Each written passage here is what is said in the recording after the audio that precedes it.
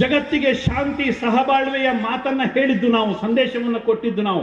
ಜಗತ್ತಿನಲ್ಲಿ ಕತ್ತಿ ತಗೊಂಡು ಬಂದು ಧರ್ಮವನ್ನ ತಲೆ ಮೇಲೆ ಹೇರಿದ್ದು ಅವರು. RSS ಅನ್ನು ಮಟ್ಟ ಹಾಕ್ಬಿಡ್ತೀವಿ, RSS ಅನ್ನು ಮುಗಿಸ್ಬಿಡ್ತೀವಿ, ಶಾಖೆ ಮಾಡ್ಲಿಕ್ಕೆ ಕೊಡೋದಿಲ್ಲ, ರೂಟ್ ಮಾರ್ಚ್ ಮಾಡ್ಲಿಕ್ಕೆ ಕೊಡೋದಿಲ್ಲ, ಸಮ್ಮೇಳನ ಮಾಡ್ಲಿಕ್ಕೆ ಕೊಡೋದಿಲ್ಲ. ದಮ್ ಇದೆಯಾ ಇವತ್ತು RSS ಅನ್ನ ನಿಲ್ಲಿಸೋ ದಮ್? ನಾವು ಇವತ್ತು ಸೆಕ್ಯುಲರ್ ಅಂತ ನಾವು ಭಾವಿಸಿದ್ದಿದ್ರೆ ಅದಕ್ಕೆ ಇಲ್ಲಿನ ಹಿಂದೂ ಸಮಾಜ ಕಾರಣ ಅಂತ, ಹಿಂದುತ್ವ ಕಾರಣ ಅಂತ. ಹಿಂದುತ್ವ ಅಂತಂದ್ರೆ ಸೆಕ್ಯುಲರೇ ಕಂಡ್ರಿ. ಹಿಂದೂಗಳಿಗಿಂತ ದೊಡ್ಡ ಸೆಕ್ಯುಲರ್ ಮತ್ಯಾವ್ದಿದ್ದಾರೆ?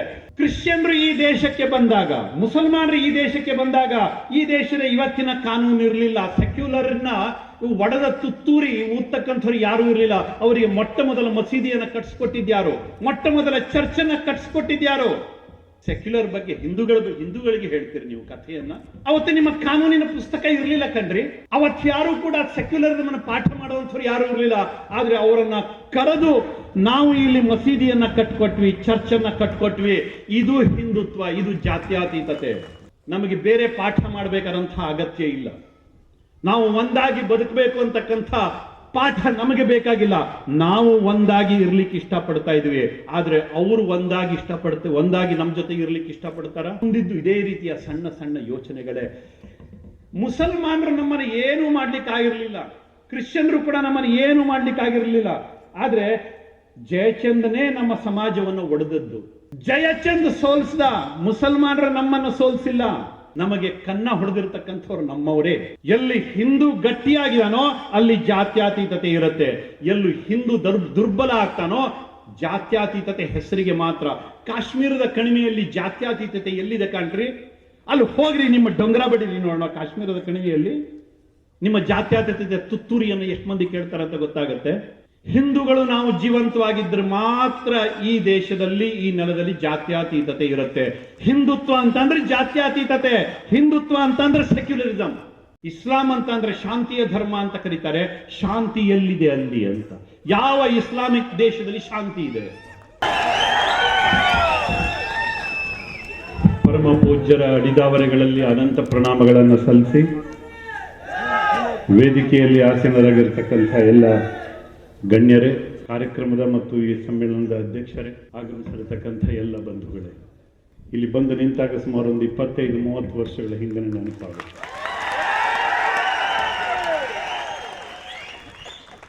ಅದೇನೋ ಸಂಬಂಧ ಈ ಜಾಗದ ಜೊತೆಗೆ. ಸಂಘ ಶುರುವಾಗಿ 100 ವರ್ಷ ಆಯಿತು. ಅವತ್ತಿನ ದಿನ ನಾಗಪುರದ ಒಂದು ಗ್ರೌಂಡಲ್ಲಿ ಅದು ಶುರುವಾಯಿತು, ಮೈದಾನದಲ್ಲಿ ಶುರುವಾಯಿತು. ಯಾರೂ ಕೂಡ ಕಲ್ಪನೆ ಮಾಡಿದ್ದಿರಲಿಲ್ಲ. 4 ಮಂದಿ ಹುಡುಗರು ಆಟ ಆಡ್ತಾರೆ, ಕಬಡ್ಡಿ ಆಡ್ತಾರೆ, ಲಾಠಿ ತರಿಸ್ತಾರೆ, ಹೋಗ್ತಾರೆ. ಇದರ ಆ ಭವ್ಯ ಕನಸಿನ ಮುನ್ನೋಟ ಯಾರಿಗೂ ಕೂಡ ಇರಲಿಲ್ಲ. ಹುಡುಗರು ಆಟ ಆಡ್ಕೊಂಡು ಹೋಗ್ತಾರೆ ಅಂತ ಅನ್ಕೊಂಡಿದ್ರು. ಇವತ್ತು ಕೂಡ ಅದೇ ತರ ಅನ್ಕೊಂತೀವಿ ನಾವು. ದೊಡ್ಡ ಮನುಷ್ಯರು ಅಂತ ಅನ್ಕೊಂಡಿರೋರೆಲ್ಲ ಗ್ರೌಂಡಲ್ಲಿ ಆಟ ಆಡೋ 4 ಮಂದಿ ಹುಡುಗರನ್ನ ನೋಡಿ ಇದು ಇಷ್ಟೇನೆ ಅಂತ ಅನ್ಕೊಂಡ್ಬಿಡ್ತೀವಿ. ದಿನ ಕಳೀತಾ ಬಂತು, 100 ವರ್ಷಗಳು ಗತಿಸಿದೆ. ಅವತ್ತಿನ ಸ್ಥಿತಿಗೂ ಇವತ್ತಿನ ಸ್ಥಿತಿಗೂ ಒಮ್ಮೆ ತುಲನೆ ಮಾಡಿದ್ರೆ ಒಳ್ಳೆಯದು. ಸ್ವಾತಂತ್ರ್ಯ ಸಂಗ್ರಾಮದ ಒಂದು ಅತ್ಯುನ್ನತ ಘಟ್ಟದಲ್ಲಿತ್ತು ಆ ಸಮಯ. ಬಹುತೇಕ ಜನ ಸ್ವಾತಂತ್ರ್ಯ ಹೋರಾಟದಲ್ಲಿ ಪಾಲ್ಗೊಂಡಿದ್ರು. ಡಾಕ್ಟರ್ ಹೆಡ್ಗೇವಾರ್ ಕೂಡ ಸ್ವಾತಂತ್ರ್ಯ ಹೋರಾಟಗಾರರೇ. ನಂತರದಲ್ಲಿ ಏನು ಅನಿಸ್ತೋ ಏನೋ, ಅದಕ್ಕಿಂತ ಹೊಸದಾಗಿ ಬೇರೇನೋ ಮಾಡಬೇಕು ಅಂತ ಅನಿಸ್ತು. 4 ಮಂದಿ ನಿಲ್ಸ್ಕೊಂಡು ಕರ್ಕೊಂಡು ಆಟ ಆಡ್ಲಿಕ್ಕೆ ಶುರು ಮಾಡಿದ್ರು. ಇವತ್ತು ಇದು ಇಷ್ಟು ಹೆಮ್ಮರವಾಗಿ ಬೆಳೆದಿದೆ. ಜಗತ್ತು ಭಾರತವನ್ನು ಒಪ್ಕೊಳ್ಳೋ ಸ್ಥಿತಿಗೆ ತಂದು ನಿಲ್ಲಿಸಿದೆ. 4 ಮಂದಿ ಹುಡುಗರಿಂದ ಪ್ರಾರಂಭವಾಗಿರತಕ್ಕಂಥ ಒಂದು ಸಂಘಟನೆ ಇವತ್ತು ಜಗತ್ತು ಭಾರತದ ತಿರುಗಿ ನೋಡಬೇಕು, ಭಾರತವನ್ನ ತಲೆ ಎತ್ತಿ ನೋಡಬೇಕು, ಭಾರತವನ್ನ ಒಪ್ಕೋಬೇಕು ಅಂತಕ್ಕಂಥ ಸ್ಥಿತಿಗೆ ತಂದಿಟ್ಟಿದೆ. ಯಾವತ್ತೂ ಕೂಡ ಹಾಗೇನೆ. ಗೋಮುಖದಲ್ಲಿ ಯಾರು ಗಂಗೆಯನ್ನು ನೋಡಿರ್ತಾರೆ ಅವರಿಗೆ ಅದರ ಅರಿವಿದೆ. ಒಂದು ಸಣ್ಣ ಹರಿವು. ಗಂಗಾಸಾಗರದಲ್ಲಿ ಗಂಗೆಯನ್ನು ನೋಡ್ಕೊಂಡು ಹೋಗಿ ಗೋಮುಖದಲ್ಲಿ ಗಂಗೆಯನ್ನು ನೋಡಿದಾಗ ಅಜಗಜಾಂತರ ವ್ಯತ್ಯಾಸ. ಇದು ಗಂಗೆಯ ಅಂತ ಅನಿಸ್ಬಿಡತ್ತೆ. ಗಂಗಾಸಾಗರದ ಗಂಗೆಗೂ ಗೋಮುಖದ ಗಂಗೆಗೂ ಇದು ಗಂಗೆನ ಅಂತ ಅನಿಸ್ಬಿಡತ್ತೆ. ತಿಳಿಯಾಗಿ ಹರಿತಾ ಇರತಕ್ಕಂಥ ಗಂಗೆ ಅಲ್ಲಿ ಭೋರ್ಗರತದ ಗಂಗೆ. ಸಮುದ್ರಕ್ಕೆ ತನ್ನ ಹೆಸರನ್ನ ಇಟ್ಟಿರ್ತಕ್ಕಂಥ ಗಂಗೆ ಪ್ರಾರಂಭದಲ್ಲಿ ಒಂದು ಸಣ್ಣ ಜಲಧಾರೆ. ಸ್ವಾಮಿ, ಅವತ್ತು ಹಿಂದೂ ಸಮಾಜಕ್ಕೆ ಯಾರೂ ಗತಿ ಇರಲಿಲ್ಲ. ಸಣ್ಣ ಗುಂಪುಗಳಲ್ಲಿ ಅಲ್ಲಲ್ಲಿ ಸಮಾಜ ಸುಧಾರಕರು ಅವರು ಇವರು ಕೆಲಸ ಮಾಡ್ತಾ ಇದ್ರು. ಆದ್ರೆ ಹಿಂದೂ ಸಮಾಜದ ಸಂಘಟನೆ ಅಂತ ಯಾರೂ ಕೂಡ ಮಾಡಿರಲಿಲ್ಲ. ಅಲ್ಲಲ್ಲಿ ಸಣ್ಣ ಪುಟ್ಟ ಸಮಾಜ ಸುಧಾರಕರು, ಕೆಲವೊಬ್ರು ಸ್ವಲ್ಪ ಅವರವರದೇ ರೀತಿಯಲ್ಲಿ ದೊಡ್ಡ ಪ್ರಮಾಣದಲ್ಲಿ ಕೂಡ ಮಾಡ್ತಾ ಇದ್ರು. ಯಾರಿಗೂ ಕೂಡ ಇದೊಂದು ಶಕ್ತಿ ಅಂತ ಅನಿಸುವಷ್ಟರ ಮಟ್ಟಿಗೆ ಎಲ್ಲಿಯೂ ಕೂಡ ಪ್ರಯತ್ನ ನಡೆದಿರಲಿಲ್ಲ. ಆದರೆ ಅವತ್ತು ಪ್ರಾರಂಭ ಆಗಿರತಕ್ಕಂಥ ಆ ಒಂದು ಚಿಕ್ಕ ಕಿರುಧಾರೆ, ಇವತ್ತು ನಾವಿಲ್ಲಿ ಸೇರಿದ್ದೀವಿ, ಸಾವಿರಾರು ಜನ ಸೇರಿದ್ದೀವಿ, ಒಂದೇ ವಿಷಯಕ್ಕೋಸ್ಕರ ಸೇರಿದ್ದೀವಿ. ಹಿಂದೂಗಳು ನಾವು ಒಂದಾಗಬೇಕು, ಹಿಂದೂಗಳು ನಾವು ಗಟ್ಟಿಯಾಗಿ ನಿಲ್ಲಬೇಕು ಅಂತಕ್ಕಂಥ ಸಂಕಲ್ಪದೊಂದಿಗೆ, ವಿಶ್ವಾಸದೊಂದಿಗೆ ನಾವಿಲ್ಲಿ ಸೇರಿದ್ದೀವಿ. ಸ್ವಾಮಿ, ದೇಶದ ಅನೇಕ ಗ್ರಾಮಗಳಲ್ಲಿ, ಮೂಲೆ ಮೂಲೆಗಳಲ್ಲಿ, ಅದು ಹಿಮಾಲಯದ ತುದಿಯಿಂದ ಪ್ರಾರಂಭ ಮಾಡಿ ಕನ್ಯಾಕುಮಾರಿಯ ತನಕ ಮೂಲೆ ಮೂಲೆಗಳಲ್ಲಿ ಇದೇ ರೀತಿಯ ಸಮ್ಮೇಳನಗಳು ನಡೀತಾ ಇದ್ದಾವೆ. 1 ವರ್ಷದ ತನಕ ನಡೆಯುತ್ತೆ. ಕೆಲವರಿಗೆ ಅನಿಸ್ಬೋದು ಕೇವಲ ಸಾವಿರಾರು ಜನ ಅಂತ. ಇಲ್ಲಿ ಕುಳಿತಿರತಕ್ಕಂಥ ಒಬ್ಬೊಬ್ರು ಕೂಡ ಇತಿಹಾಸವನ್ನ ರಚನೆ ಮಾಡ್ತಾ ಇದ್ರಿ, ಗೊತ್ತಿರಲಿ.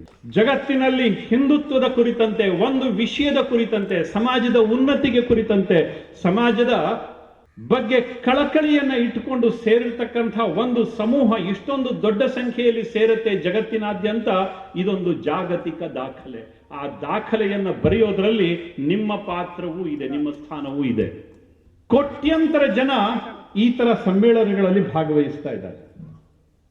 ಅವ್ರದ್ದೆಲ್ಲರದ್ದು ಆಶಯ ಒಂದೇ, ಹಿಂದೂ ಸಮಾಜ ಒಂದಾಗಬೇಕು, ಹಿಂದೂ ಸಮಾಜ ಗಟ್ಟಿ ಆಗಬೇಕು, ಹಿಂದೂ ಸಮಾಜ ತಲೆ ಎತ್ತಿ ನಿಲ್ಲಬೇಕು ಅಂತ. ಇವತ್ತು ಪೇಪರ್ ನೋಡಿದಾಗ, ಟಿವಿ ನೋಡಿದಾಗ ನಮಗೆಲ್ಲರಿಗೂ ಅನ್ಸುತ್ತೆ, ಹೆಮ್ಮೆ ಅಂತ ಅನ್ಸುತ್ತೆ. ನಾನೊಬ್ಬ ಭಾರತೀಯ ಅಂತ ಹೇಳ್ಕೊಳ್ಳಿಕ್ಕೆ ಹೆಮ್ಮೆ ಅಂತ ಅನ್ಸುತ್ತೆ. ಕಾರಣ ಯಾವುದು ಸ್ವಾಮಿ? ಹಿಂದೂ ಸಮಾಜದ ಜಾಗೃತಿ. ಸಮಾಜಕ್ಕೆ ಒಳಿತಾಗಬೇಕು, ಸಮಾಜ ಒಂದಾಗಬೇಕು ಅಂತ ಆ ಮಲೆತು ನಿಂತ ಧ್ವನಿ ಏನಿದೆ, ಅದರ ಪರಿಣಾಮ ಇವತ್ತು ಜಗತ್ತಿಗೆ ಕೇಳಿಸಿದೆ. ಜಗತ್ತು ತಲೆಬಾಗಿದೆ. ನಾವು ಏನೆಲ್ಲ ನಮ್ಮ ಸಂಪ್ರದಾಯದಲ್ಲಿ ಇಟ್ಕೊಂಡು ಬಂದಿದೀವೋ ಜಗತ್ತು ಅದನ್ನ ಒಪ್ಕೊಳ್ತಾ ಇದೆ. ಇವತ್ತು ವಿಶ್ವ ಯೋಗದ ದಿವಸ 125ಕ್ಕೂ ಹೆಚ್ಚು ದೇಶಗಳು, ಅಲ್ಲಿನ ಪ್ರಧಾನಮಂತ್ರಿಗಳು, ಅಂಬಾಸಿಡರ್ಸ್, ರಾಯಭಾರಿಗಳು ಎಲ್ಲರೂ ಸೇರಿ ಒಂದೇ ದಿವಸ ಒಂದೇ ಕಾಲಕ್ಕೆ ಯೋಗಾಸನವನ್ನ ಮಾಡ್ತಾರೆ, ಯೋಗವನ್ನ ನಡೆಸ್ತಾರೆ. ಮುಂಚೆ ಯೋಗಾಸನ ಅಂತಂದ್ರೆ ಇದೊಂದು ದೊಡ್ಡ ದೊಂಬರಾಟ ಅಂತ ಕರೀತಿದ್ರು ಜನ. ಇದು ನಮ್ಮ ರಾಜಕೀಯ ಪ್ರಭಾವ ಅಲ್ಲ, ಬದಲಾಗಿ ಇಲ್ಲಿನ ಹಿಂದೂ ಸಮಾಜ ಗಟ್ಟಿಯಾಗಿ ನಿಂತು ಧ್ವನಿ ಹಾಕಿರೋ ಪರಿಣಾಮ ಇದು. ಆಯುರ್ವೇದ ಇವತ್ತು ಜಗತ್ತಿನ ಮೂಲೆ ಮೂಲೆಗಳಲ್ಲಿ ಹರಡ್ತಾ ಇದೆ. ಯಾರು main stream medical system, medical modality, ಇದನ್ನ ಅಲೋಪತಿ ಅಂತ ಕರಿತಾ ಇದ್ರು, ಅಂಥ ದಿಗ್ಗಜಗಳೆಲ್ಲರೂ ಕೂಡ ಇವತ್ತು ಆಯುರ್ವೇದವನ್ನು ಒಪ್ಕೊಳ್ಳಿಕ್ಕೆ ಶುರು ಮಾಡಿದ್ದಾರೆ. NIC, national institute of cancer, national institute of health, ಇದು ಜಗತ್ತಿನ ಆರೋಗ್ಯದ ಬಗ್ಗೆ, ಮೆಡಿಕಲ್ ಮೊಡಾಲಿಟಿ ಬಗ್ಗೆ ಪಾಲಿಸಿ ಮಾಡ್ತಕ್ಕಂಥ ಆರ್ಗನೈಸೇಷನ್ಸ್. ಅವರೇ ಇವತ್ತು ಆಯುರ್ವೇದದ ಪರವಾಗಿ ರಾಯಭಾರಿಗಳಾಗಿದ್ದಾರೆ. ಇದು ನಮ್ಮ ಮಾರ್ಕೆಟಿಂಗ್ ಗಿಮಿಕ್ಸ್ ಅಲ್ಲ ಕಣ್ರಿ, ಬದಲಾಗಿ ನಿಮ್ಮ ಹೃದಯದ ಧ್ವನಿ. ಎಲ್ಲೋ ಒಂದ್ ಕಡೆ ನಮ್ಮ ಅಂತರಾಳದ ಧ್ವನಿ ಹೇಳ್ತಾ ಇತ್ತಲ್ಲ, ಹಿಂದೂ ಸಮಾಜ ಒಂದಾಗಬೇಕು ಅಂತ. ಜಾತಿಯ ಅಪಸ್ವರಗಳು ಕೇಳ್ತಾ ಇರ್ತವೆ, ಭಾಷೆಯ ಅಪಸ್ವರಗಳು ಕೇಳ್ತಾ ಇರ್ತವೆ, ಯಾವುದೋ ಪಂಥ ಪಂಗಡ ಗುಂಪಿನ ಅಪಸ್ವರಗಳು ಕೇಳ್ತಾ ಇರ್ತವೆ. ಇದರ ಮಧ್ಯದಲ್ಲಿಯೂ ಕೂಡ ನಾನೊಬ್ಬ ಹಿಂದೂ ಅಂತಕ್ಕಂಥ ಒಂದು ಧ್ವನಿ ಎಲ್ಲೋ ಒಂದು ಕಡೆ ಚಿಮ್ತಾ ಇದೆಯಲ್ಲ, ಇದರ ಪರಿಣಾಮ ನಾವು ಇಟ್ಟ ಹೆಜ್ಜೆಗೆ ಜಗತ್ತು ನಮಸ್ಕಾರ ಮಾಡ್ತಾ ಇದೆ. ಬಿಹಾರದಲ್ಲಿ ಬುದ್ಧಗಯಾ ಇದೆ. ಬುದ್ಧಗಯಾದಲ್ಲಿ ಬುದ್ಧನ ದೇವಸ್ಥಾನ ಇದೆ ದೊಡ್ಡದು. ಆ ದೇವಸ್ಥಾನದ ಪಕ್ಕದಲ್ಲಿ ಕಮಲದ ಹೂವಿನ ಕೊಳ ಇದೆ. ಅಲ್ಲಿ ದೊಡ್ಡ ದೊಡ್ಡ ಕಲ್ಲಿನ ಮತ್ತು ಬಂಗಾರದ ಕಮಲಗಳನ್ನು ನಿರ್ಮಾಣ ಮಾಡಿದ್ದಾರೆ. ಬುದ್ಧನಿಗೆ ಜ್ಞಾನೋದಯ ಆದ ನಂತರದಲ್ಲಿ ಅವನು ಇಟ್ಟ ಹೆಜ್ಜೆಯ ಗುರುತು ಅದು. ಅಲ್ಲೇ ಕಮಲಗಳನ್ನು ನಿರ್ಮಾಣ ಮಾಡಿದ್ದಾರೆ, ಬಂಗಾರದ ಕಮಲಗಳಿದಾವಲ್ಲಿ. ಇವತ್ತು ಭಾರತ ಇಟ್ಟ ಹೆಜ್ಜೆಗೆ ಜಗತ್ತು ನಮಸ್ಕರಿಸ್ತಾ ಇದೆ. ಕಾರಣ ನಿಮ್ಮ ಹೃದಯದಲ್ಲಿ ಎದ್ದಿರತಕ್ಕಂಥ ಹಿಂದುತ್ವದ ಕಿಚ್ಚು. ಜಗತ್ತಿಗೆ ಇದು ಇಷ್ಟ ಇಲ್ಲ. ಜಗತ್ತು ನಮ್ಮನ್ನ ಜರಿತಾ ಇದೆ, ಜಗತ್ತು ನಮ್ಮನ್ನ ದುರ್ಬಲಗೊಳಿಸಬೇಕು ಅಂತಕ್ಕಂಥ ಹುನ್ನಾರದಲ್ಲಿದೆ. ಆದ್ರೆ ಇಲ್ಲಿನ ಸಮಾಜ ತೀರ್ಮಾನ ಮಾಡಿಬಿಟ್ಟಿದೆ. ಎಲ್ಲೋ ಒಂದು ಕಡೆ ತೀರ್ಮಾನ ಮಾಡಿ ಕುಳಿತಿಲ್ಲ, ಅದು ಹೆಜ್ಜೆ ಹೆಜ್ಜೆಯಾಗಿ ಮುಂದಡಿ ಇಡ್ತಾ ಇದೆ. ಇತಿಹಾಸದಲ್ಲಿ ಕಂಡು ಕೇಳರಿಯದ ವೇಗದಲ್ಲಿ ಇವತ್ತು ನಮ್ಮ ಗತಿ ಹೊರಟಿದೆ. ಇತ್ತೀಚಿನ ದಿನಗಳಲ್ಲಿ ನೋಡಿರ್ಬೋದು, ಜಗತ್ತಿನ ಪ್ರಧಾನಮಂತ್ರಿಗಳು, ಅಧ್ಯಕ್ಷರು ಎಲ್ಲರೂ ಕೂಡ ಭಾರತ ನಮ್ಮ ಗುರು ಅಂತ ಕರೀತಾರೆ. ಯಾಕೆ? ಎಲ್ಲರಿಗೂ ಗೊತ್ತಿದೆ, ಜಗತ್ತಿನಲ್ಲಿ ಎಲ್ಲರಿಗೂ ಕೂಡ ಗೊತ್ತಿದೆ. ಮೊನ್ನೆ ತಾನೇ ಯುರೋಪಿಯನ್ ಯೂನಿಯನ್ ಅಧ್ಯಕ್ಷ ಬಂದವರು ಹೇಳಿದ್ರು, ನಮಗೆ ಏನಾದ್ರೂ ವಿಜ್ಞಾನ ಕಲಿಸಿದ್ದಿದ್ರೆ ಅದು ಭಾರತ ಅಂತ. ಅವರೇ ಹೇಳಿದ್ರು, ಜಗತ್ತಿಗೆ ಏನಾದರೂ ಗಣಿತ ಕಲಿಸಿದ್ದಿದ್ರೆ ಅದು ಭಾರತ ಅಂತ. ಇಷ್ಟು ದಿವಸಗಳ ಕಾಲ ಅವ್ರ ಬಾಯಿನಲ್ಲಿ ಇದು ಬರ್ತಿರ್ಲಿಲ್ಲ, ಇಷ್ಟು ದಿವಸಗಳ ಕಾಲ ಬರ್ತಿರ್ಲಿಲ್ಲ. ಸೈನ್ಸ್, ಟೆಕ್ನಾಲಜಿ, ಇನೋವೇಷನ್ ಎಲ್ಲದೂ ಕೂಡ ಯುರೋಪ್ನಿಂದ ಪ್ರಾರಂಭ ಆಯಿತು, ಫ್ರಾನ್ಸ್ನಿಂದ ಪ್ರಾರಂಭ ಆಯಿತು, ಜರ್ಮನಿಯಿಂದ ಪ್ರಾರಂಭ ಆಯಿತು, ಇಂಗ್ಲೆಂಡಿನಿಂದ ಪ್ರಾರಂಭ ಆಯಿತು, ಅಮೆರಿಕಾದಲ್ಲಿ ಶುರುವಾಯಿತು. ಇದೇ ತುತ್ತೂರಿ ಬಿಡ್ತಾ ಇದ್ರು, ತುತ್ತೂರಿ ಊದುತ್ತಾ ಇದ್ರು. ಆದರೆ ಇತ್ತೀಚೆಗೆ ಬಂದವರು ಹೇಳ್ತಾರೆ, ನಮಗೆ ನಾಗರಿಕತೆಯನ್ನು ಕಲಿಸಿಕೊಟ್ಟಿದ್ದು ಭಾರತ, ಆದ್ರೆ ನಮಗೆ ಹೇಳ್ಕೊಟ್ಟಿಲ್ಲ ಸ್ವಾಮಿ. ನಮಗೆ ಇಲ್ಲಿ ಮಾತ್ರ ಅಕ್ಬರನೇ ಮಹಾಪುರುಷ ಆಗಿದ್ದ ಅನ್ನುವಂಥದ್ದು ಹಳೆಯ ಒಡೆದ ತುತ್ತೂರಿಯನ್ನೇ ಕಿವಿಯಲ್ಲಿ ಊದುತ್ತಾರೆ. ನಮ್ಮ ದೇಶದ ಮಕ್ಕಳಿಗೆ ನಿಜವಾದಂಥ ಇತಿಹಾಸವನ್ನು ನಾವು ಹೇಳ್ಕೊಟ್ಟೇ ಇಲ್ಲ. ಜಗತ್ತನ್ನ ಗೆದ್ದವರು ಯಾರು? ಜಗತ್ತಿನ ಮಹಾನ್ ದಂಡನಾಯಕರು ಯಾರು? ಸಿಕಂದರನ ಬಗ್ಗೆ ಹೇಳ್ತಾರೆ, ಅಲೆಕ್ಸಾಂಡರ್ನ ಬಗ್ಗೆ ಹೇಳ್ತಾರೆ. ಇಲ್ಲಿ ಕುಳಿತಿರತಕ್ಕಂಥವರಿಗೆ ಹೆಮ್ಮೆ ಆಗಬೇಕು ಕಣ್ರಿ. ಜಗತ್ತಿನ ಮಹಾನ್ ದಂಡನಾಯಕ, ಜಗತ್ತಿನಲ್ಲಿ ಅಲೆಕ್ಸಾಂಡರ್, ಸಿಕಂದರ್ ಯಾರೂ ಕೂಡ ಗೆಲ್ಲಿಕ್ಕೆ ಸಾಧ್ಯ ಆಗದೆ ಇರುವಷ್ಟು ಅತ್ಯಂತ ದೊಡ್ಡ ಭೂಕ್ಷೇತ್ರವನ್ನು ಗೆದ್ದಿರತಕ್ಕಂಥವನು ಕಾಶ್ಮೀರದ ಲಲಿತಾದಿತ್ಯ, ಈಡಿಗರ ಸಮುದಾಯದ ನಾಯಕ. ಕಾಶ್ಮೀರದ ಲಲಿತಾದಿತ್ಯ ಈಡಿಗರ ರಾಜನಾಗಿದ್ದ, ಈಡಿಗರ ಸಮುದಾಯದಿಂದ ಹುಟ್ಟಿದ್ದ, ಜಗತ್ತನ್ನ ಗೆದ್ದು ಬಂದ. ಸಮುದಾಯದವರಿಗೆ ಗೊತ್ತಿಲ್ಲ. ಜಗತ್ತಿನ ದಂಡನಾಯಕ ಯಾರು ಅಂತ ಕೇಳಿದ್ರೆ ಸಿಕಂದರ್ನ ಹೆಸರು ಹೇಳ್ತೀವಿ ಅಥವಾ ಅಲೆಕ್ಸಾಂಡರ್ನ ಹೆಸರು ಹೇಳ್ತೀವಿ. ನಮ್ಮ ರಕ್ತ ಜಗತ್ತನ್ನ ಗೆದ್ದಿದೆ ಅಂತ ಯಾರಿಗರಿ ಗೊತ್ತಿತ್ತು? ಒಂದಲ್ಲ ಎರಡಲ್ಲ ಕಣ್ರಿ, ಜಗತ್ತನ್ನ ಮೆಟ್ಟಿ ನಿಂತಿರತಕ್ಕಂಥ ರಕ್ತ ಇಲ್ಲಿರ್ತಕ್ಕಂಥ ರಕ್ತ, ಜಗತ್ತನ್ನ ಬಗ್ಗು ಬಡಿದಿರ್ತಕ್ಕಂಥ ರಕ್ತ, ಜಗತ್ತಿನ ದುರಹಂಕಾರವನ್ನ, ಜಗತ್ತಿನ ಅನಾಗರಿಕತೆಯನ್ನ ಬಗ್ಗು ಬಡಿದಿರ್ತಕ್ಕಂಥ ರಕ್ತ ಇಲ್ಲಿರ್ತಕ್ಕಂಥ ರಕ್ತ. ಆದರೆ ದುರಂತ ಸ್ವಾತಂತ್ರ್ಯದ ನಂತರದಲ್ಲಿ ನಮಗೆ ಹೇಳ್ಕೊಟ್ಟಿದ್ದೇನು? ನಮ್ಮ ದೇಶಕ್ಕೆ ಯಾರು ಸ್ವಾತಂತ್ರ್ಯ ಕೊಡಿಸಿದ್ರು? ಸುಭಾಷ್ ಚಂದ್ರ ಬೋಸ್ ನೆನಪಾಗುದಿಲ್ಲ, ಸ್ವಾತಂತ್ರ್ಯ ವೀರ್ ಸಾವರ್ಕರ್ ನೆನಪಾಗುದಿಲ್ಲ ನಮಗೆ. ಅವ್ರನ್ನೆಲ್ಲರನ್ನು ಬದಿಗಿಟ್ರು. ಬ್ರ್ಯಾಂಡ್ ವಾರ್ ಶುರುವಾಯಿತು. ಆ ಬ್ರ್ಯಾಂಡ್ ಇಟ್ಕೊಂಡು ಮಾರ್ಕೆಟ್ ಮಾಡ್ಲಿಕ್ಕೆ ಶುರು ಮಾಡಿದ್ರು, ರಾಜಕೀಯದ ಲಾಭವನ್ನ ತೆಗೆದುಕೊಳ್ಳಿಕ್ಕೆ ಶುರು ಮಾಡಿದ್ರು. ಇದರ ಪರಿಣಾಮ ಎಂಥ ದ್ರೋಹ ಮಾಡ್ತಾ ಇದ್ದಾರೆ ಅನ್ನೋದು ಅವ್ರಿಗೆ ಗೊತ್ತಾಗ್ಲಿಲ್ಲ. ನಮ್ಮ ರಕ್ತದ ಗುರುತನ್ನ ಮರೆಮಾಚಿದ್ರು. ಭಾರತ ಅಂತಂದ್ರೆ ಏನು? ಪರಸ್ಪರ ಕಿತ್ತಾಡ್ತಾ ಇರತಕ್ಕಂಥ ದೇಶ, ಅನಾಗರಿಕರ ದೇಶ, ಹಾವಾಳಿಗರ ದೇಶ, ಮೂಢನಂಬಿಕೆಗಳ ದೇಶ. ಇದನ್ನೇ ನಮಗ್ ಕಲಿಸಿದ್ರು. ಇವತ್ತು ಕೂಡ ಸತಿ ಸಾಗಮನ ಆಗ್ತಾ ಇರತಕ್ಕಂಥ ದೇಶ, ಜೀವಂತವಾಗಿ ಸುಡ್ತಾ ಇದ್ರು. ಇಂಥದನ್ನೇ ಹೇಳ್ಕೊಟ್ಟಿದ್ದಾರೆ. ಬಿಟ್ರೆ ನಮ್ಮ ಪರಮೋನ್ನತ ಸಂಸ್ಕೃತಿಯ ಬಗ್ಗೆ, ನಮ್ಮ ಆಚರಣೆಯ ಬಗ್ಗೆ, ನಮ್ಮ ವಿಜ್ಞಾನದ ಬಗ್ಗೆ ಜಗತ್ತು ಇವತ್ತು ಗಣಿತವನ್ನ ಏನು ನೋಡ್ತಾ ಇದೆ, ಇದರ ಒಂದೊಂದು ಅಂಕಿ ಅಂಶಗಳು ಕೂಡ ಪ್ರಾರಂಭ ಆದದ್ದು ಇದೇ ನೆಲದಿಂದನೇ. ನಾವು ವಾರದಲ್ಲಿ 7 ದಿವಸ ಅಂತ ಕರಿತೀವಿ. ಜಗತ್ತಿನಲ್ಲಿ ಎಲ್ಲಾ ಕಡೆ 7 ದಿವಸ ಯಾಕೆ? ಬುದ್ಧಿವಂತರಾದ್ರೆ 8 ದಿವಸ ಮಾಡಬೇಕಿತ್ತಲ್ಲ, ಅವರು 9 ದಿವಸ ಮಾಡಬೇಕಿತ್ತಲ್ಲ, ಮಾಡ್ಲಿಕ್ಕಾಗಲಿಲ್ಲ. ಇದನ್ನು ಅವ್ರು ಹೇಳ್ಕೊಟ್ಟಿದ್ದ ನಮಗೆ. ಜಗತ್ತಿನಲ್ಲಿ ವಾರದಲ್ಲಿ 7 ದಿವಸ ಅಂತ ಹೇಳ್ಕೊಟ್ಟಿದ್ದು ಜಗತ್ತಿನಲ್ಲಿ ಇಂಗ್ಲೆಂಡ್ನವ್ರು ಬಂದು ಹೇಳ್ಕೊಟ್ರ ನಮಗೆ. ಜಗತ್ತು ದುಂಡಗಿದೆ, ಗೋಲಾಕಾರದಲ್ಲಿದೆ ಅಂತ ಗೆಲಿಲಿಯೋ ಹೇಳಿದ್ದಕ್ಕೆ ಅವನಿಗೆ ವಿಷ ಕುಡಿಸಿ ಸಾಯಿಸಿರೋ ಸಮುದಾಯ ಇವತ್ತು ವಿಜ್ಞಾನದ ಬಗ್ಗೆ ಹೆಮ್ಮೆಯನ್ನ ಪಟ್ಕೊಳ್ಳುತ್ತೆ. ಆದರೆ ನಾವು ಕೀಳರಿ ಮೇಲಿರ್ತೀವಿ. ವಿಜ್ಞಾನ ತಂತ್ರಜ್ಞಾನ ಎಲ್ಲ ಬೆಳೆದಿರೋದು ಯುರೋಪದಲ್ಲಿ ಅಂತ. ಸ್ವಾಮಿ ಗೆಲಿಲಿಯೋ ಹುಟ್ಟೋಕ್ಕಿಂತ ಸಾವಿರ ವರ್ಷಗಳ ಹಿಂದೆ ನವಗ್ರಹಗಳ ಪೂಜೆ ಮಾಡ್ತಾ ಇರುವಂತವ್ರು ಯಾರು ಕಂಡ್ರಿ? ಇದೇ ಸಮುದಾಯದ ಜನ ತಾನೆ. ನಾವು ಅವತ್ತು ದಡ್ರಿದ್ವಿ, 9 ಗ್ರಹಗಳಿದ್ವು. ಇವತ್ತು ಬುದ್ಧಿವಂತರಾಗಿದ್ವಿ, ಅದಕ್ಕೋಸ್ಕರ 10 ಆಗಿದೆ, 11 ಆಗಿದೆ. ಸಾಧ್ಯ ಆಗಲಿಲ್ಲ ಅಲ್ವಾ? ಪ್ರತಿನಿತ್ಯ ಸೂರ್ಯ ಉದಯ ಆಗಬೇಕಾದ್ರೆ ಯಾವ ಗ್ರಹದ ಮುಖಾಂತರ ಆಗ್ತಾನೋ ಅದು ಕೇವಲ 7 ಗ್ರಹಗಳ ಮುಖಾಂತರ ಮಾತ್ರ ಸೂರ್ಯನ ಪ್ರವೇಶ ಈ ಭೂಮಿಗೆ ಆಗತ್ತೆ. ಭಾನುವಾರದ ದಿವಸ, ಸೋಮವಾರದ ದಿವಸ, ಮಂಗಳವಾರದ ದಿವಸ ಆಯಾ ಗ್ರಹಗಳ ಪ್ರತಿಫಲನದ ಬೆಳಕು ಇಲ್ಲಿಗೆ ಭಾನುವಾರದ ದಿವಸ ನೇರವಾಗಿ ಬೆಳಕು ಭೂಮಿಗೆ ಬರುತ್ತೆ. ಯಾವ ಗ್ರಹದ ಪ್ರತಿಫಲನ ಅಲ್ಲೇ ಅಲ್ಲ. ಸೋಮವಾರದ ದಿವಸ ಚಂದ್ರನ ಪ್ರತಿಫಲನ ಮೊದಲನೆಯ ಕಿರಣ ಈ ಭೂಮಿಗೆ ಬೀಳುತ್ತೆ. ಮಂಗಳ ಗ್ರಹದ ಪ್ರತಿಫಲನ ಅದು ಮಂಗಳವಾರದ ದಿವಸ ಬೀಳುತ್ತೆ. ಈ ಸೈಂಟಿಫಿಕ್ ಕ್ಯಾಲ್ಕುಲೇಷನ್ ಮೇಲೇನೆ ನಮ್ಮ ವಾರಗಳ ವಿಷಯ ಅದು ಕಣ್ರಿ. ಮಂಡೇ, ಟ್ಯೂಸ್ಡೇ, ವೆಡ್ನೆಸ್ಡೇ ಅಲ್ಲೂ 8-9 ದಿನಗಳಾಗ್ಲಿಲ್ಲ, ಅಲ್ಲೂ ವಾರಗಳು 7. ಆಲ್ಜಿಬ್ರಾ ಅರೇಬಿಯನ್ರು ಕಳಿಸಿದ್ರು ಅಂತ ಹೇಳಿದ್ರು. ಮೊನ್ನೆ ತನಕನೂ ಕುಡಿಲಿಕ್ಕೆ ಭಾರತ ನೀರು ಕಳಿಸ್ಬೇಕಿತ್ತು. ಭಾರತದ ರೂಪಾಯಿ ಅಲ್ಲಿಯ ಕರೆನ್ಸಿ ಆಗಿತ್ತು. ಗಣಿತ ಅರೇಬಿಯನ್ರು ಕಳಿಸಿದ್ರು, ಗಣಿತ ಗ್ರೀಕರು ಕಳಿಸಿದ್ರು, ಎಂಥ ಹುಚ್ಚು ಸಂಗತಿಗಳನ್ನ ನಮ್ಮ ತಲೆಯಲ್ಲಿ ತುಂಬಿದ್ರು ಅಂತಂದ್ರೆ ನಮ್ಮದು ಏನಿಲ್ಲ. ನಾವು ಬಡಪಾಯಿಗಳು, ನಾವು ದಡ್ರು, ನಾವು ಮೂಢನಂಬಿಕೆಗಳ ದೇಶ ಆಗಿತ್ತು, ನಾವು ಹಿಂದುಳಿದವರಾಗಿದ್ವಿ. ಇವತ್ತು ಕೂಡ ಎಷ್ಟೋ ಜನರಿಗೆ ಅದೇ ಸ್ವಭಾವನೆ ಇದೆ. ಹಿಂದುಳಿದವರು ಅಂತ ಹೇಳ್ಕೊಳ್ಳಿಕ್ಕೇನೆ ಭಾರಿ ಒಂದು ರೀತಿಯ ಹೆಮ್ಮೆ. ನಾವು ಜಗತ್ತಿನ ಮೆಟ್ಟಿ ನಿಂತಿರತಕ್ಕಂತಹ ಸಮುದಾಯ ಅಂತ ಆ ಒಂದು ಆತ್ಮವಿಶ್ವಾಸದ ಧ್ವನಿ ಇವತ್ತು ಕೂಡ ನಮಗೆ ಬರ್ತಾ ಇಲ್ಲ.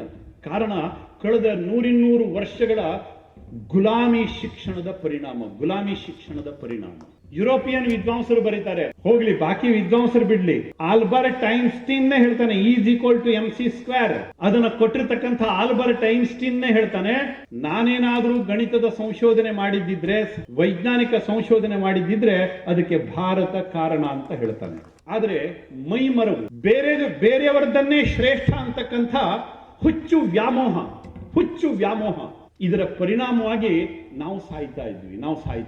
ಇದರ ಮಧ್ಯದಲ್ಲಿ 100 ವರ್ಷದ ಹಿಂದೆ ಒಂದು ಧ್ವನಿ ಶುರುವಾಯಿತು. ಇಲ್ಲ, ಈ ಸಮಾಜಕ್ಕೆ ಎಲ್ಲೋ ಒಂದ್ ಕಡೆ ನಾವು ಎಬ್ಸ್ ನಿಲ್ಲಿಸಬೇಕು ಅಂತ. ಅವತ್ತನ್ಸಿರ್ಲಿಲ್ಲ ಅದರ ಮಹತ್ವ. ಇವತ್ತು ನೋಡಿ ಸ್ವಾಮಿ, ಅವತ್ತು 4 ಜನ ಹಿಂದೂ ಹೆಸರಿನಲ್ಲಿ ಸೇರ್ತಿರ್ಲಿಲ್ಲ. ಇವತ್ತು ಇಡೀ ಜಾಗತಿಕವಾಗಿ ಇಷ್ಟು ಜನ ಸೇರದೇ ಇರೋ ರೀತಿಯಲ್ಲಿ ನಾವು ಸೇರ್ತಾ ಇದ್ವಿ. ಕೋಟಿ ಸಂಖ್ಯೆಯಲ್ಲಿ ಇವತ್ತು ನಾವು ಸೇರ್ತಾ ಇದ್ವಿ. ಕೆಲವರು ಇನ್ನೂ ಕೂಡ ಹಲಬ್ತಾ ಇದ್ದಾರೆ. RSS ಅನ್ನು ಮಟ್ಟ ಹಾಕ್ಬಿಡ್ತೀವಿ, RSS ಅನ್ನು ಮುಗಿಸ್ಬಿಡ್ತೀವಿ, ಶಾಖೆ ಮಾಡ್ಲಿಕ್ಕೆ ಕೊಡೋದಿಲ್ಲ, ರೂಟ್ ಮಾರ್ಚ್ ಮಾಡ್ಲಿಕ್ಕೆ ಕೊಡೋದಿಲ್ಲ, ಸಮ್ಮೇಳನ ಮಾಡ್ಲಿಕ್ಕೆ ಕೊಡೋದಿಲ್ಲ. ಪಾಪ ಮಿಣುಕು ಹುಳ ಇರುತ್ತಲ್ವಾ, ಅದು ಹೇಳತ್ತಂತೆ ತನ್ನಿಂದನೇ ಬೆಳಗಾಗುತ್ತೆ.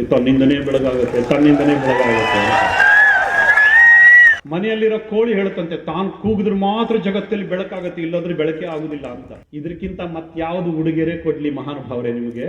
ದಮ್ ಇದೆಯಾ ಇವತ್ತು RSS ಅನ್ನ ನಿಲ್ಲಿಸೋ ದಮ್?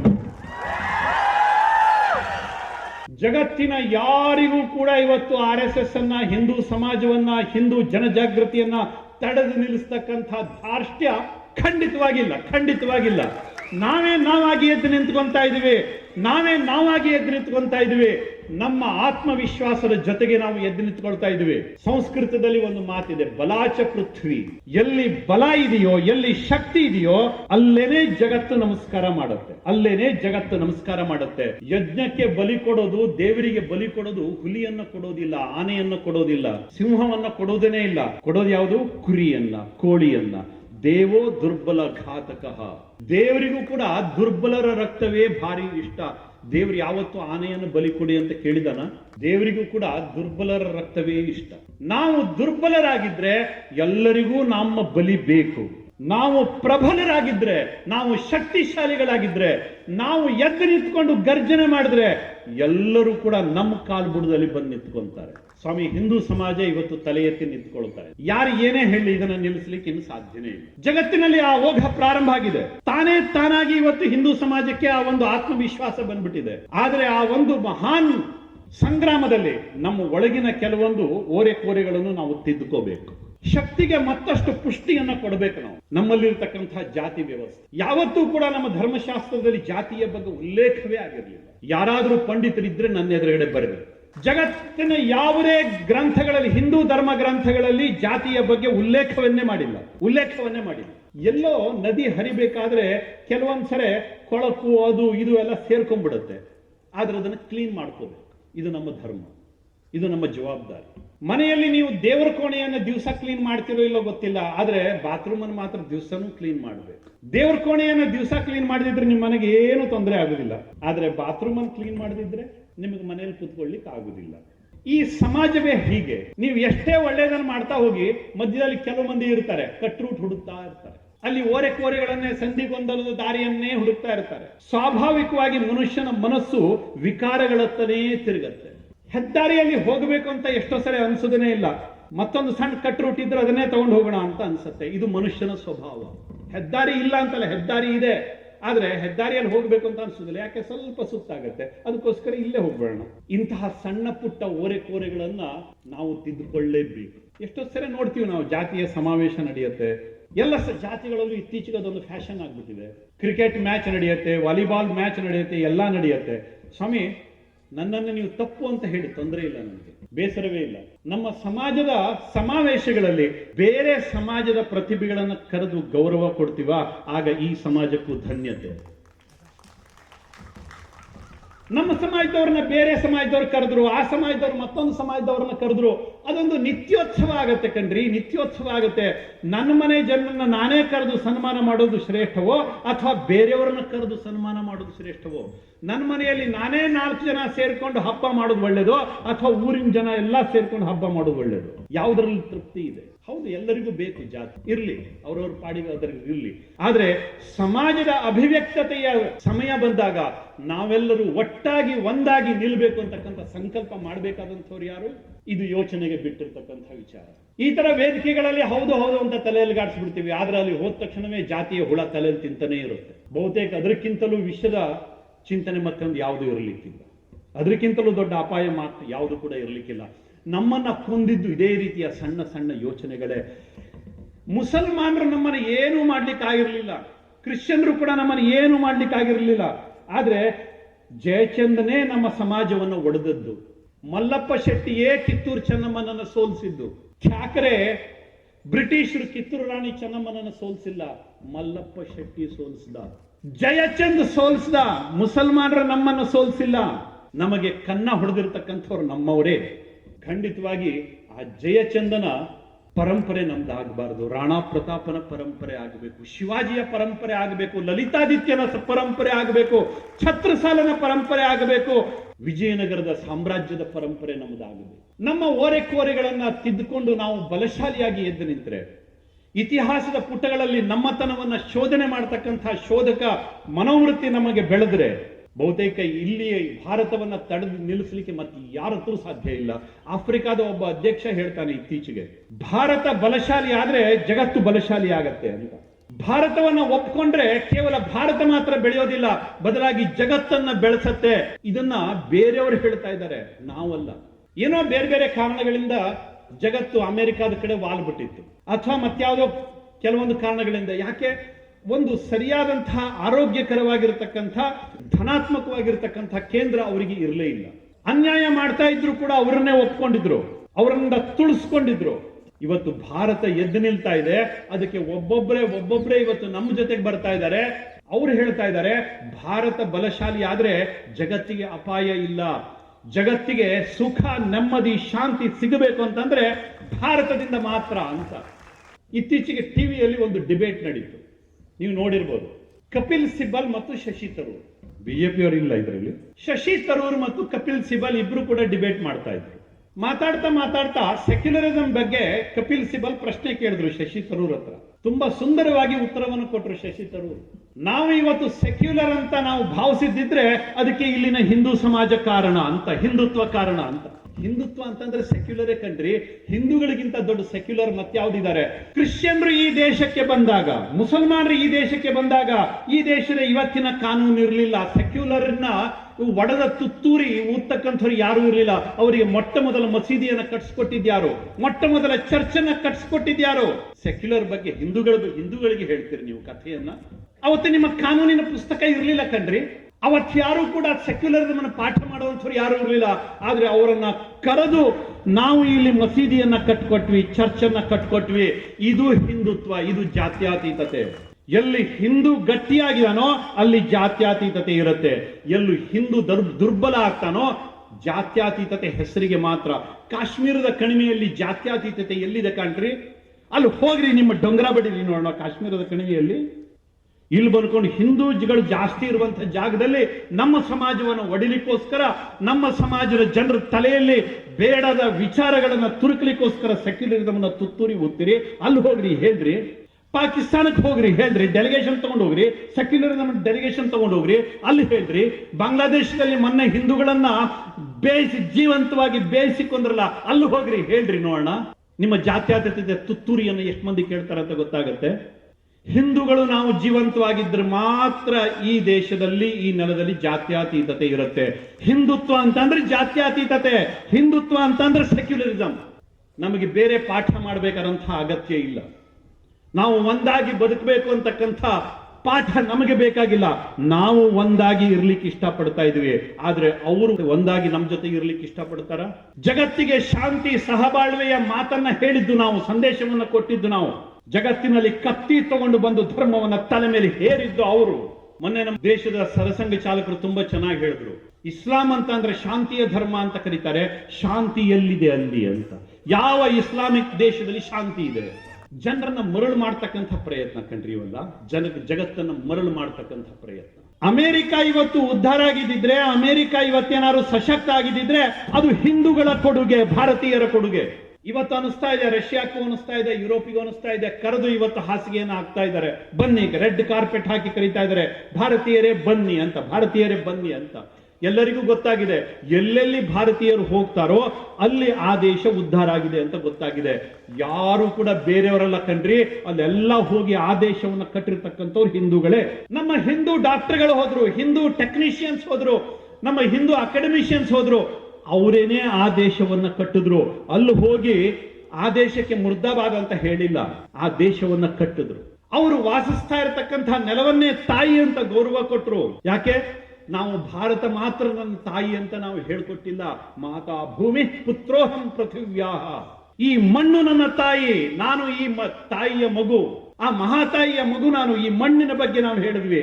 ಅದು ಅಮೆರಿಕಾದಲ್ಲಿ ನಿಂತ ಹೇಳಿ, ಯುರೋಪ್ದಲ್ಲಿ ನಿಂತ ಹೇಳಿ, ಭಾರತದಲ್ಲಿ ನಿಂತ ಹೇಳಿ, ಭಾರತ ಮಾತ್ರ ನನ್ನ ನೆಲ ಅಂತ ನಾವು ಎಲ್ಲೂ ಕೂಡ ಹೇಳಿಲ್ಲ. ಯಾಕೆ? ಹಿಂದುತ್ವ ನಮಗದನ್ನ ಹೇಳಿಕೊಟ್ಟಿದೆ. ನಾವು ಎಲ್ಲೋ ಒಂದು ಪೂಜಾ ಸಂಪ್ರದಾಯಕ್ಕೆ ಬದ್ಧರಾಗಿರ್ತಕ್ಕಂಥವ್ರಲ್ಲ. ಚಾರ್ವಾಕನನ್ನು ಗೌರವಿಸಿದೀವಿ, ಎಲ್ಲರನ್ನು ಕೂಡ ಗೌರವಿಸಿದ್ವಿ. ಇತ್ತೀಚೆಗೆ ಬ್ರಾಹ್ಮಣವಾದ ಮತ್ತು ಮನುವಾದದ ಬಗ್ಗೆ ಭಾರಿ ದೊಡ್ಡ ಚರ್ಚೆ ನಡೆದಿದೆ, ಟಿವಿಯಲ್ಲಿ, ಅಲ್ಲಿ ಇಲ್ಲಿ ಎಲ್ಲಾ ಕಡೆಗಳಲ್ಲಿ. ಎಷ್ಟು ಮಂದಿ ರೀ ಮನುಸ್ಮೃತಿಯನ್ನು ಓದಿದ್ದಾರೆ? ಮನುಸ್ಮೃತಿಯ ಬಗ್ಗೆ ಚರ್ಚೆ ಮಾಡ್ತಕ್ಕಂಥವ್ರು ಎಷ್ಟು ಮಂದಿ ಮನುಸ್ಮೃತಿಯನ್ನು ಓದಿದ್ದಾರೆ? ಗೊತ್ತಿಲ್ಲದೇನೆ ಒದರಾಡ್ತಕ್ಕಂಥ ಜನಗಳೇ ಜಾಸ್ತಿ. ನಮ್ಮ ದೇಶದ ಋಷಿ ಪರಂಪರೆ ಏನಿದೆ ಅದು ವಸಿಷ್ಠರಾದಿಯಾಗಿ ಋಷಿ ಪರಂಪರೆ ಏನಿದೆ, 100ಕ್ಕೆ 90 ಜನ ಅವ್ರು ಯಾರು ಬ್ರಾಹ್ಮಣರಲ್ಲ. ಅವರೆಲ್ಲರೂ ಕೂಡ ಹಿಂದುಳಿದ ಸಮಾಜದಿಂದ ಬಂದಿರತಕ್ಕಂಥವ್ರು. ನಮಗೆ ಇವತ್ತು ಯಾರದೋ ಫೋಟೋ ಕಾಣುತ್ತೆ ನಮ್ಮ ಸಮಾಜದ ಪ್ರಮುಖರು ಅಂತ.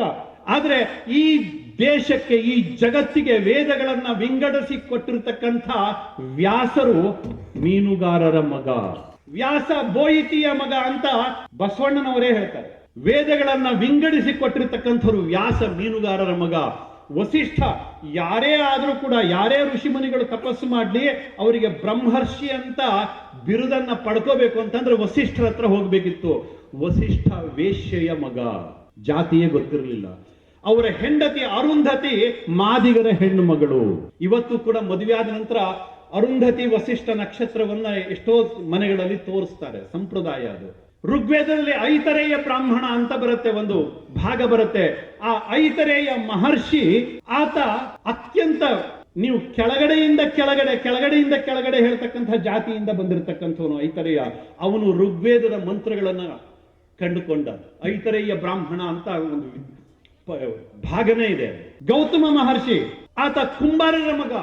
ಋಷ್ಯಶೃಂಗ ಮಹರ್ಷಿ, ಆತ ಜಿಂಕೆಯನ್ನು ಬೇಟೆಯಾಡ್ತಕ್ಕಂಥ, ಜಿಂಕೆಯನ್ನು ಹಿಡಿತಾ ಇರ್ತಕ್ಕಂಥವರ ಪರಂಪರೆಯಲ್ಲಿ ಹುಟ್ಟಿರ್ತಕ್ಕಂಥವನು. ಸತ್ಯಕಾಮ ಜಾಬಾಲ ಅತ್ಯಂತ ದೊಡ್ಡ ಮಂತ್ರದೃಷ್ಟಾರ. ಅವರಿಗೆ ಅಪ್ಪ ಯಾರು ಅಂತಾನೆ ಗೊತ್ತಿರಲಿಲ್ಲ. ಇವತ್ತು ಕೂಡ ತುಂಬಾ ಜನ ಕೇಳ್ತಾರೆ.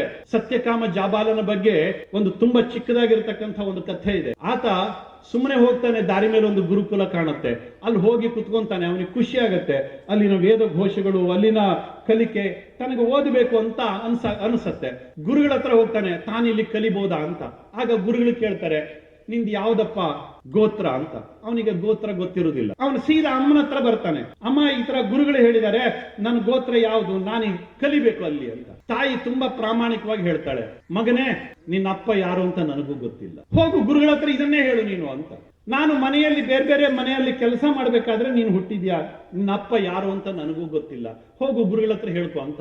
ಅವನು ಹೋಗಿ ಆ ಹುಡುಗ ಗುರುಗಳ ಹತ್ರ ಅದನ್ನೇ ಹೇಳ್ತಾನೆ. ಆ ಗುರುಗಳಿಗೆ ಇಷ್ಟು ಸಂತೋಷ ಆಗತ್ತೆ, ತಾಯಿಯ ಹೆಸರೇ ನಿನ್ನ ಗೋತ್ರ, ಮತ್ ಯಾವುದು ನಿನ್ನ ಗೋತ್ರ ಅಲ್ಲ, ನಿನ್ನದು ಜಾಬಾಲ ಗೋತ್ರ ಅಂತ ಕರೀತಾರೆ. ಆತ ಒಬ್ಬ ದೊಡ್ಡ ಮಹರ್ಷಿ ಆಗ್ತಾನೆ. ಸತ್ಯಕಾಮ ಜಾಬಾಲ ಮಹಾನ್ ತಪಸ್ವಿ. ಅವನಿಗೆ ಹುಟ್ಟೆ ಗೊತ್ತಿಲ್ಲ. ಜಾತಿಯಿಂದ ನಮ್ಮಲ್ಲಿ ಯಾರನ್ನು ಗುರುತಿಸಲಿಲ್ಲ ಕಣ್ರಿ, ಅವರ ಯೋಗ್ಯತೆಯಿಂದ ಗುರುತಿಸಿದೀವಿ ನಾವು, ಅವರ ಯೋಗ್ಯತೆಯಿಂದ ಗುರುತಿಸಿದೀವಿ. ಇದಕ್ಕೂ ಹೊರತಾಗಿ ಜಾತಿಯ ಕನ್ನಡಕ ಹಾಕೊಂಡು ನೋಡ್ತಕ್ಕಂಥ ರೋಗಿಗಳಿದ್ರೆ ಅದು ಭಗವಂತನ ಶಾಪ ಅಂತಾನೆ ನಾವು ಹೇಳಬೇಕಾಗತ್ತೆ, ಮತ್ತೇನಿಲ್ಲ. 100ಕ್ಕೆ 90% ಋಷಿ ಮುನಿಗಳು ಬ್ರಾಹ್ಮಣರೇ ಅಲ್ಲ. ವಾಲ್ಮೀಕಿ ಎಸ್ಟಿ ಸಮುದಾಯಕ್ಕೆ ಸೇರಿರ್ತಕ್ಕಂಥವನು. ನನಗೆ ಜಾತಿ ಇಲ್ಲ, ಆದ್ರೆ ಎಲ್ಲರ ಕಣ್ಣುಗಳು ಜಾತಿಯಿಂದನೇ ಸಮಾಜವನ್ನು ನೋಡ್ತದಲ್ಲ, ಅದಕ್ಕೂ ಅದೇ ಭಾಷೆಯಲ್ಲಿ ನಾನು ಮಾತಾಡ್ಬೇಕಲ್ಲ, ಇಲ್ಲದ್ರೆ ಅರ್ಥ ಆಗೋದಿಲ್ಲ. ಮಹರ್ಷಿ ವಾಲ್ಮೀಕಿ ಆತ ಬ್ರಾಹ್ಮಣ ಅಲ್ಲ, ಗಾಯತ್ರಿಯನ್ನ ಜಗತ್ತಿಗೆ ಕೊಟ್ಟಿರತಕ್ಕಂತಹ ವಿಶ್ವಾಮಿತ್ರ ಆತ ಬ್ರಾಹ್ಮಣ ಅಲ್ಲ, ಪೂರ್ವಜನ್ಮದ ಗಾದಿ ರಾಜ. ಜಾತಿಗೆ ಈ ಸಮಾಜದಲ್ಲಿ ಯಾವತ್ತೂ ಕೂಡ ಬೆಲೆಯೇ ಇರಲಿಲ್ಲ, ಉಲ್ಲೇಖವೂ ಕೂಡ ಇರಲಿಲ್ಲ. ಅದನ್ನ ಆ ವಿಕಾರವನ್ನ ಹುಟ್ಟು ಹಾಕಿದ್ದು ನಮ್ಮಂತಹ ಅತಿ ಬುದ್ಧಿವಂತರು.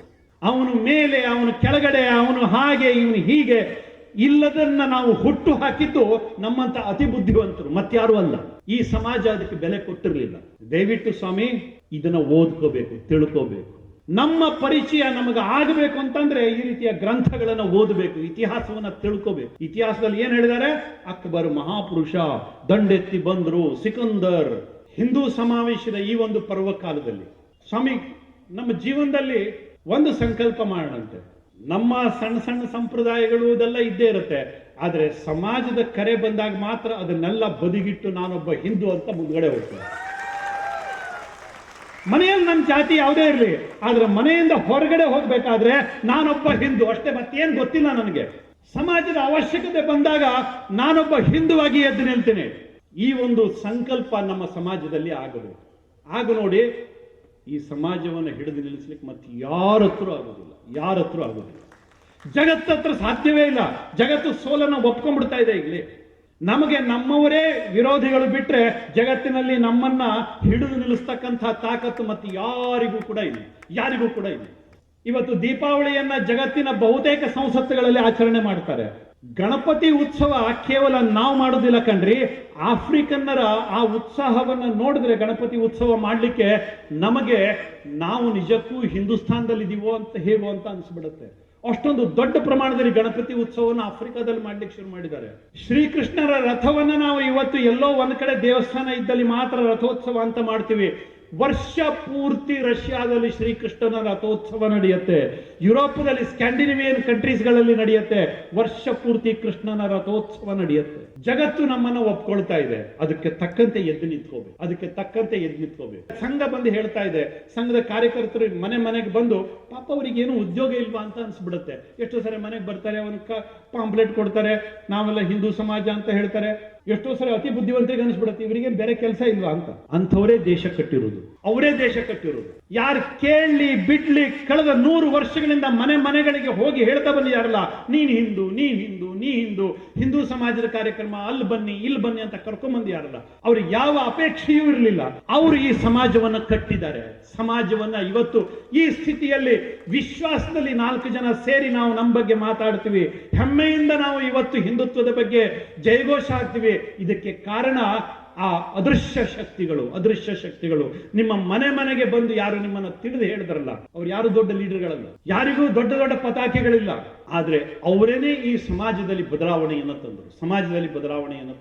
ಸಂಘದ 100 ವರ್ಷದ ಈ ಒಂದು ಪರ್ವಕಾಲದಲ್ಲಿ ನಮ್ಮ ಸಮಾಜದ ಹಿಂದಿನ ಇತಿಹಾಸ, ಇವತ್ತಿನ ನಮ್ಮ ಸ್ಥಿತಿ, ಮುಂದಿನ ನಾವು ದಾಪುಗಾಲಿಡಬೇಕಾದಂತಹ ಒಂದು ದಿಕ್ಕು, ಇದನ್ನ ಯೋಚನೆ ಮಾಡೋದು ಒಳ್ಳೆಯದು.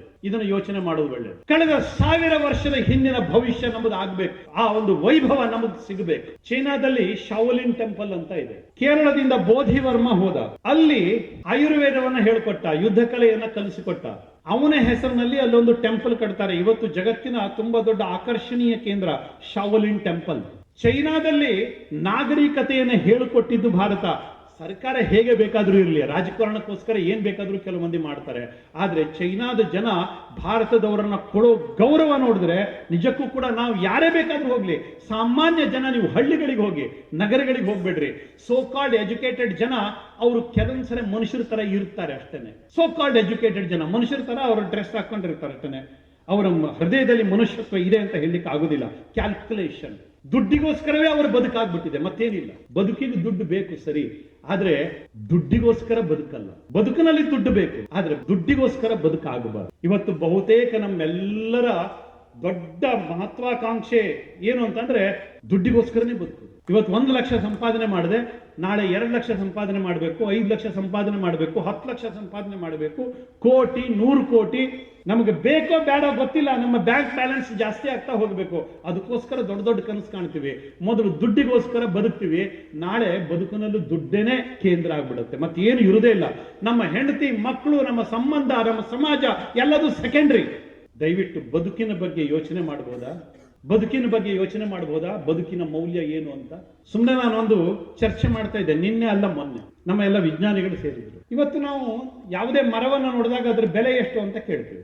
ಬೆಲೆ ಎಷ್ಟು ಅಂತ ನಾವು ಲೆಕ್ಕ ಮಾಡ್ತೀವಿ. ಎಷ್ಟು ಕ್ಯೂಬಿಕ್ ಫೀಟ್ ಸಿಗತ್ತೆ ಮರ ಇದೆ, ಆ ಮರ ಸಾಫ್ಟ್ ವುಡ್ ಹಾರ್ಡ್ ವುಡ್, ಫರ್ನಿಚರಿಗೆ ಬರುತ್ತೋ ಅಥವಾ ಮತ್ತೇನಕ್ಕೆ ಬರುತ್ತೋ, ಇದನ್ನು ನೋಡಿ ಸ್ಕ್ವೇರ್ ಫೀಟ್ ಲೆಕ್ಕದಲ್ಲಿ ಒಂದು ಮರಕ್ಕೆ ಬೆಲೆಯನ್ನು ಕಟ್ತೀವಿ ನಾವು. ಇದೇ ಗೊತ್ತು ಒಂದು ಮರದ ಬೆಲೆ ಎಷ್ಟು ಅಂತ, ಇಷ್ಟೇ ಗೊತ್ತು. ಎರಡನೇ ಹಂತದಲ್ಲಿ ಇವತ್ತು ಲೆಕ್ಕಾಚಾರ ಶುರುವಾಗಿದೆ. ಕಾರ್ಬನ್ ಸಿಂಕಿಂಗ್ ಕೆಪಾಸಿಟಿ ಎಷ್ಟು ಆ ಮರದ್ದು, ಇದ್ರ ಬಗ್ಗೆ ಇವತ್ತು ವ್ಯಾಲ್ಯೂಯೇಷನ್ ಶುರುವಾಗಿದೆ. ಕಾರ್ಬನ್ ಡೈಆಕ್ಸೈಡ್, ಮೊನಾಕ್ಸೈಡ್ ಇದನ್ನೆಲ್ಲ ಹೀರ್ಕೊಳ್ಳುತ್ತೆ. ಕಾರ್ಬನ್ ಡೈಆಕ್ಸೈಡ್ ಅನ್ನ ಮರ ಹೀರ್ಕೊಳ್ಳುತ್ತೆ, ಆಮ್ಲಜನಕವನ್ನು ಕೊಡುತ್ತೆ. ಅದ್ರದ್ದು ವ್ಯಾಲ್ಯೂ ಎಷ್ಟು ಅದು ಶುರುವಾಗಿದೆ. ನಾನಿನ್ನೆ ನಮ್ಮ ಬೇರೆ ಬೇರೆ ದೇಶದ ವಿಜ್ಞಾನಿಗಳ ಜೊತೆಗೆ ಚರ್ಚೆ ಮಾಡ್ತಾ ಇದ್ದಾಗ ಹೇಳಿದೆ, ಎಲ್ಲ ಮರಗಳಲ್ಲಿ ಕೂಡ ಎಲೆಕ್ಟ್ರಾನ್ಸ್ ಜಾಸ್ತಿ ಇರ್ತವೆ. ಇದೊಂದು ಅತ್ಯಂತ ಡೀಪ್ ಸೈನ್ಸ್. ಎಲ್ಲ ಎಲೆಗಳಲ್ಲಿ, ಎಲ್ಲ ಮರಗಳ ತೊಗಟೆ, ಬೇರು ಏನ್ ಬೇಕಾದ್ರೂ ತಗೊಳ್ಳಿ, ಮರಗಳಲ್ಲಿ ಎಲೆಕ್ಟ್ರಾನ್ಸ್ ಜಾಸ್ತಿ ಇರ್ತವೆ. ಅದಕ್ಕೋಸ್ಕರ ನಮ್ಗೆ ಹೇಳ್ತಾರೆ ಡಾಕ್ಟರ್ಗಳು, ಏನಾದ್ರು ಹೆಚ್ಚು ಕಡಿಮೆ ಆದ್ರೆ ಬೇಳೆಕಾಳು ತಿನ್ನಿ, ನೆನೆಸಿದ ತರಕಾರಿ ತಿನ್ನಿ, ಸೊಪ್ಪು ತಿನ್ನಿ, ಯಾಕೆ ಆಂಟಿಆಕ್ಸಿಡೆಂಟ್ ಜಾಸ್ತಿ ಇರ್ತವೆ ಅಂತ. ಆ ಎಲೆಗಳಲ್ಲಿ ಜಾಸ್ತಿ ಇರ್ತವೆ. ಅದ್ರಲ್ಲಿ ಎಷ್ಟು ಎಲೆಕ್ಟ್ರಾನ್ಸ್ ಇದೆ ಯಾರಿಗೂ ಅರ್ಥ ಆಗುದಿಲ್ಲ. ನಾನು ಹೇಳಿದ್ರೆ ಬಹುತೇಕ ನಿಮಗೂ ಇದೊಂದು ರೀತಿ ಹುಚ್ಚು ರೀತಿಯ ಮಾತುಗಳು ಅಂತ ಅನ್ಸ್ಬಿಡುತ್ತೆ. ಮುಂದಿನ ದಿವಸದ ನಮ್ಮ ನಿಸರ್ಗದ ವ್ಯಾಲ್ಯೂಯೇಷನ್, ನಮ್ಮ ಮರದ ವ್ಯಾಲ್ಯೂಯೇಷನ್, ನಮ್ಮ ಪರಿಸರದ ವ್ಯಾಲ್ಯೂಯೇಷನ್ ಇವತ್ತು ಬೆಂಗಳೂರಿಗೆ ಹೋಗ್ರಿ, ಮುಂಬೈಗೆ ಹೋಗ್ರಿ, ಡೆಲ್ಲಿಗೆ ಹೋಗ್ರಿ, ಗೊತ್ತಾಗತ್ತೆ. ಅಲ್ಲಿ ಆಕ್ಸಿಜನ್ ಚೇಂಬರ್ಗಳಿದಾವೆ. ನಿಮಗೆ ಆಕ್ಸಿಜನ್ ಬೇಕು ಅಂತಂದ್ರೆ ಅಲ್ಲಿ ಹೋಗಿ ಆಕ್ಸಿಜನ್ ತಗೊಂಡ್ಬರ್ಬೇಕು, ಜಾಸ್ತಿ ಆಕ್ಸಿಜನ್ ಅನ್ನು ತಗೊಂಡ್ಬರ್ಬೇಕು. ಅದಕ್ಕೋಸ್ಕರ ದುಡ್ಡು ಕೊಡ್ಬೇಕು ನೀವು, 1 ತಾಸಿಗೆ 2 ತಾಸಿಗೆ ಅಂತ.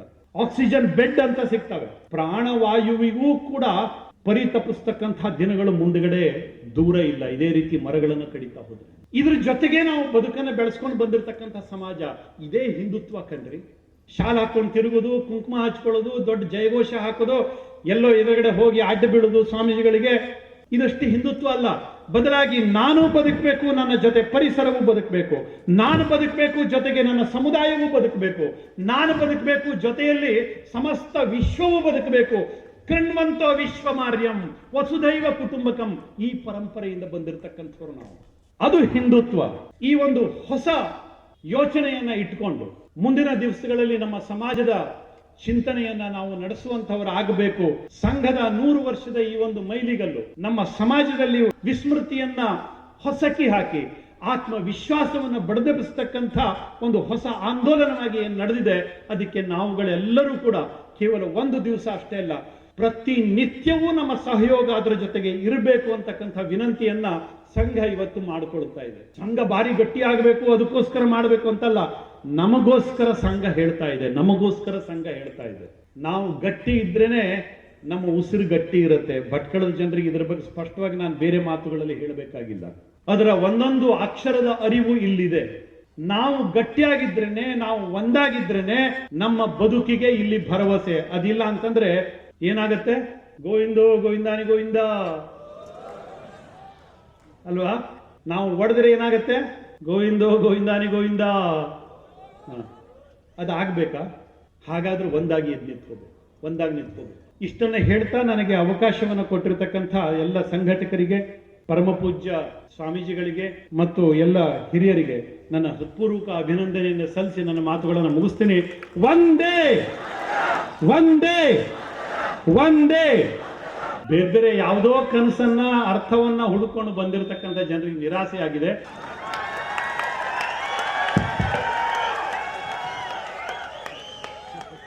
ಕ್ಷಮೆ ಇರಲಿ. ಧರ್ಮದ ಕೆಲಸದಲ್ಲಿ ಯಾವತ್ತೂ ನಾವಿದ್ದೀವಿ. ಧನ್ಯವಾದಗಳು.